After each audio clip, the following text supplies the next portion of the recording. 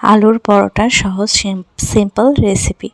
এই তো প্রথমে কয়েক টুকরা আলু কেটে প্রেসার কুকারে সিদ্ধ করে নিয়েছি, আলুর সাথে একটু টমেটোও দিয়েছিলাম।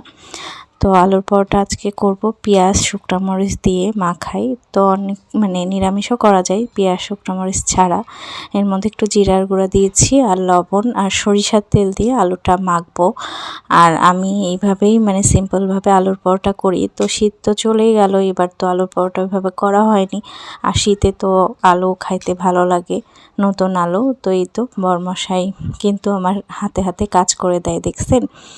তো মাখানো হয়ে গেছে, ডোটা এরকম হবে। অনেকে পুর ভিতরে দেয়, তো আমি আলু সহই মাখাই।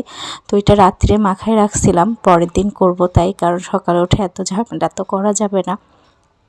তো এই তো পরোটাগুলো একটু ডোটা একটু নরম হয়ে গেছে জন্য পরোটা বেলতে কষ্ট হয়েছে, তবে খেতে কিন্তু অনেক মজা হয়েছিল। দেখেন